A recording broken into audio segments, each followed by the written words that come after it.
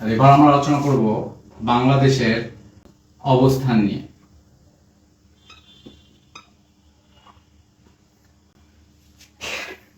তো বাংলাদেশ দক্ষিণ এশিয়ায় অবস্থিত। বাংলাদেশ কোথায় অবস্থিত? দক্ষিণ এশিয়ায়।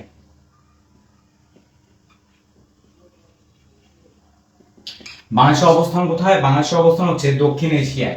এটি আয়তনে 94তম দেশ। তাহলে বাংলাদেশ আয়তনে কততম দেশ? আয়তনে 94তম দেশ। প্রশ্ন আসে বাংলাদেশের অবস্থান কোথায়? বাংলাদেশের অবস্থান দক্ষিণ এশিয়ায়। এটি আয়তনে বিশ্বের 94তম দেশ এবং জনসংখ্যার দিক দিয়ে 8মতম। তাহলে পৃথিবীর মধ্যে জনসংখ্যার দিক দিয়ে 8মতম দেশ কোনটি ভাইয়া? বাংলাদেশ।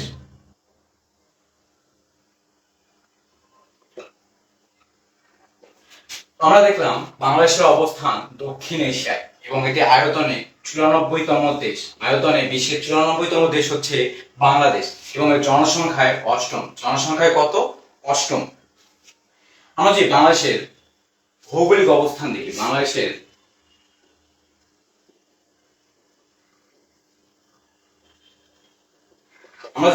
ভৌগোলিক অবস্থান দেখি, তাহলে আমরা এটি দেখব বাংলাদেশের ভৌগোলিক অবস্থান 88 ডিগ্রি 1 মিনিট। 88 ডিগ্রি 1 মিনিট থেকে 92 ডিগ্রি। কত degree? 92 degree 41 minute. 92 degree 41 minute পূর্ব দ্রাঘিমাংশে। তাহলে বাংলাদেশের ভৌগোলিক অবস্থান কোথায়? 88 ডিগ্রি 1 মিনিট থেকে 92 ডিগ্রি 41 মিনিট পূর্ব দ্রাঘিমাংশে।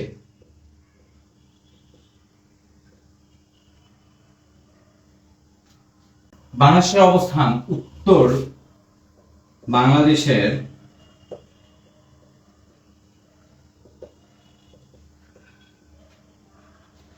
অবস্থান উত্তর দ্রাঘিমাংশে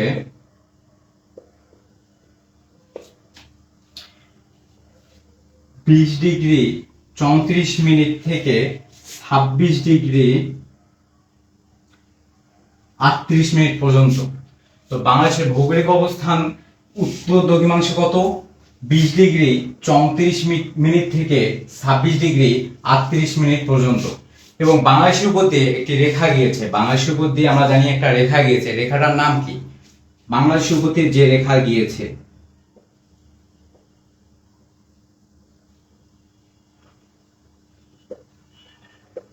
বাংলাদেশের উপর বা মাঝখান দিয়ে যে রেখাটি গিয়েছে, এই রেখার নাম হচ্ছে কর্কট ক্রান্তি রেখা। রেখাটির নাম কি ভাইয়া? কর্কট ক্রান্তি।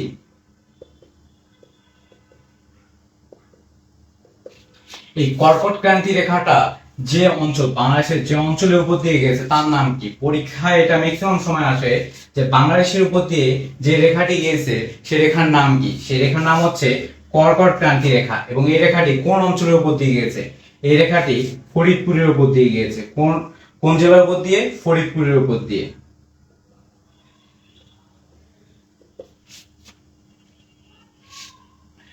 তাহলে বাংলাদেশের অবস্থান দক্ষিণ এশিয়ায়। এটি আয়তনে 94তম দেশ। আয়তনে 94তম দেশ এবং জনসংখ্যায় 8মতম দেশ। জনসংখ্যার দিক দিয়ে বাংলাদেশ কত? 8ম এবং আয়তনে 94তম দেশ। বাংলাদেশ পৃথিবীর সবচেয়ে বড় বদ্বীপ। তাহলে বাংলাদেশ হচ্ছে পৃথিবীর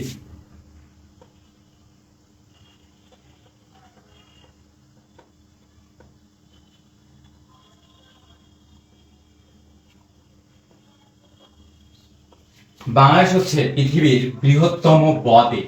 বদ্বীপ কি? বাংলাদেশের মানচিত্রটা যদি তোমরা একটু খেয়াল করো তাহলে দেখবা কিছুটা বয়ের মতো। বাংলাদেশের বৃহত্তম বদ্বীপ, পৃথিবীর বৃহত্তম বদ্বীপ হচ্ছে বাংলাদেশ। এবং এই বাংলাদেশের সবচেয়ে বড় বদ্বীপ, বাংলাদেশেরও একটা বদ্বীপ রয়েছে যার নাম সুন্দরবন। বাংলাদেশের বৃহত্তম বদ্বীপ হচ্ছে সুন্দরবন। তোমরা কি জানো এই সুন্দরবন কিন্তু বাংলাদেশ এবং ভারত উভয় দেশেরই জাতীয় বন। তো এটা নোট করে রাখতে পারো যে বাংলাদেশ এবং ভারতের উভয় উভয় দেশের জাতীয় বন হচ্ছে সুন্দরবন। বাংলাদেশের প্রশাসনিক রাজধানী, বাংলাদেশের প্রশাসনিক রাজধানীর নাম হচ্ছে ঢাকা। তোমরা কি জানো ঢাকাকে কি কি নামে ডাকা হয়?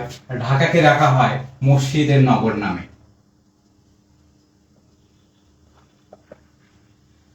ঢাকাকে ডাকা হয় রিকশার নগর নামে। এই ঢাকাকে ডাকা হয় মেগা সিটি নামে।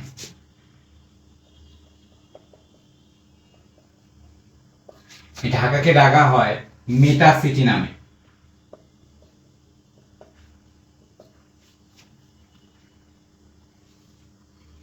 তাহলে বাংলাদেশের প্রশাসনিক রাজধানীর নাম হচ্ছে ঢাকা। বাংলাদেশের প্রশাসনিক রাজধানীর নাম কি? ঢাকা।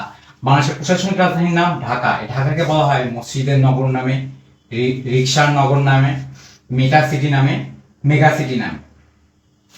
বাংলাদেশের প্রশাসনিক রাজধানী আমরা সবাই জানি ঢাকা। তাহলে বাংলাদেশের বাণিজ্যিক রাজধানী কোনটি?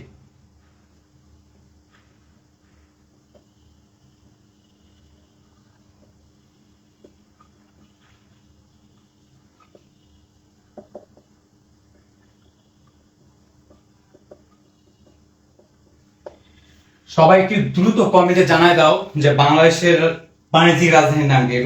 তো বাংলাদেশের বাণিজ্যিক রাজধানীর নাম হচ্ছে চট্টগ্রাম।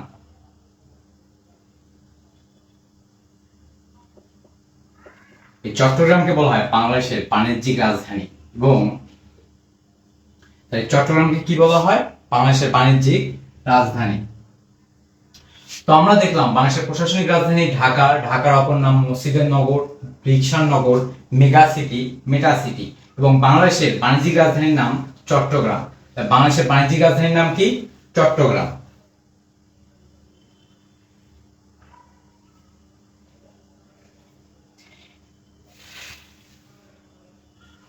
এবার আমরা বাংলাদেশের ভৌগোলিক অবস্থা নিয়ে একটু বিস্তারিত আলোচনা করব। কি নিয়ে আলোচনা করব? বাংলাদেশের ভৌগোলিক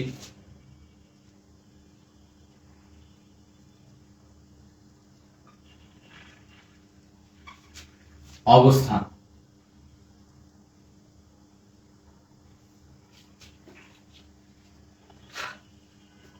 তো আমি যদি বোর্ডটাকে বাংলাদেশ ধরি, এই বোর্ড সরি কম লিখতেছি না এটা, এই বোর্ডটাকে যদি আমি বাংলাদেশ ধরি এবং বাংলাদেশের যদি এই দিকটাকে আমি উত্তর, এই দিকটাকে দক্ষিণ,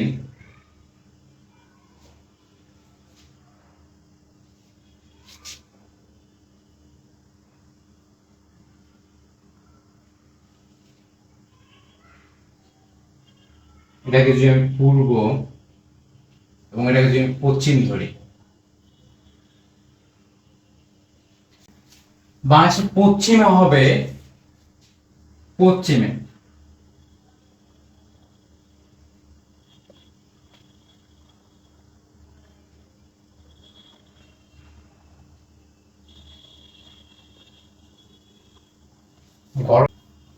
ভারতের পশ্চিমে বাংলাদেশের পশ্চিমে ভারতের পশ্চিমবঙ্গের সঙ্গে বাংলাদেশের সীমান্ত রয়েছে। তাহলে বাংলাদেশের পশ্চিমে কি অবস্থিত? ভারতের পশ্চিমবঙ্গ। এবং বাংলাদেশের উত্তরে ভারতের পশ্চিমবঙ্গ,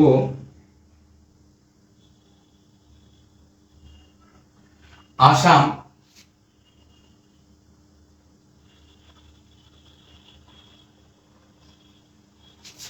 ও মেঘালয় অবস্থিত।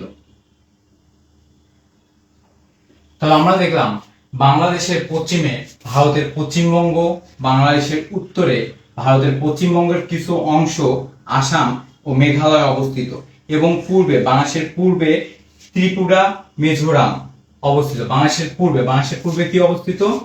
ত্রিপুরা, মিজোরাম।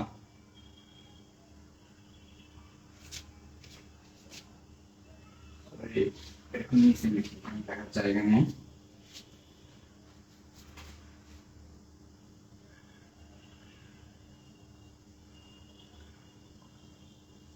এবং বাংলাদেশের দক্ষিণে অবস্থিত বঙ্গোপসাগর।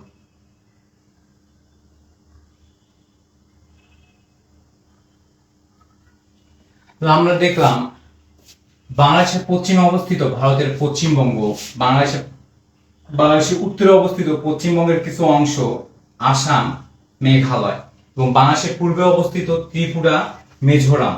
বাংলাদেশের দক্ষিণে বঙ্গোপসাগর রয়েছে। বাংলাদেশের দক্ষিণে কি রয়েছে ভাইয়া? বঙ্গোপসাগর।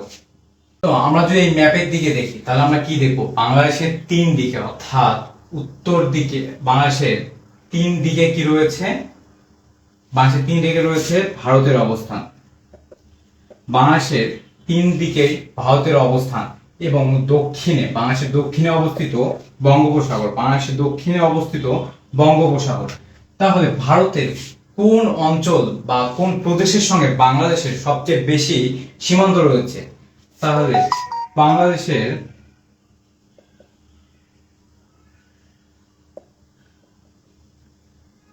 সবচেয়ে বেশি